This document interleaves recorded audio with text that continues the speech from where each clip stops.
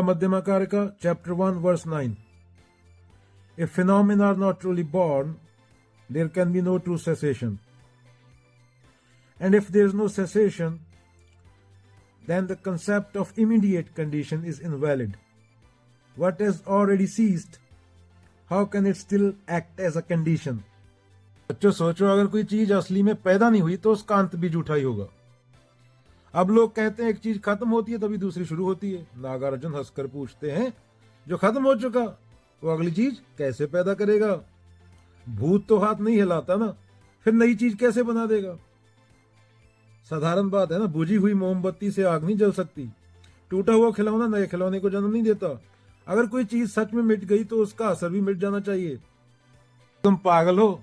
जो मर गया उसे पकड़कर अगला जन्म बनाने चले हो? मरे हुए आदमी से तुम चाय बनवाओगे क्या? गुरुकुल में एक बच्चा था। पुराना बल्ब फ्यूज हो गया गुरुकुल में।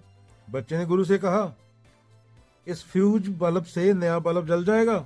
गुरु हंस दिए, बेटा जो बल्ब बुझ गया वो रोशनी कैसे देगा? नया बल्ब चाहिए। यही नागार्जुन की बात है। जो चीज खत्म हो चुकी, एंड हो चुका, जिसका हिस्ट्री बोलते हैं, वो चीज अगली चीज का क्या कारण नहीं बन सकती बच्चों। जो पैदा ही नहीं हुआ उसका अंत भी नहीं है। जो मर चुका वो कुछ नया पैदा नहीं कर सकता। हर चीज आपसी निर्भरता, डिपेंडेंट से चल रही है और अपनी स्वतंत्र इंडिपेंडेंट ताकत नहीं रखती। एक और तरीके से समझते हैं। बहुत समय पहले क्या था, एक राजा था।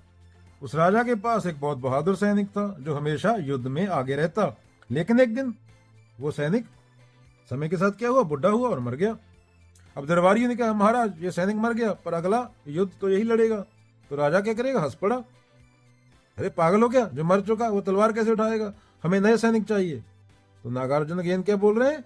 जो चीज खत्म हो चुकी नई चीज का कारण नहीं बन सकती। जैसे मरा हुआ सैनिक अगला युद्ध नहीं लड़ सकता, वैसे ही वो घटना पूरी तरह समाप्त हो गई, खत्म हो गई, हिस्ट्री हो गई, वह अगली घटना को जन्म नहीं देती। बच्चों क्या बोला जा रहा है? बुझा हुआ दिया नया प्रकाश नहीं देता।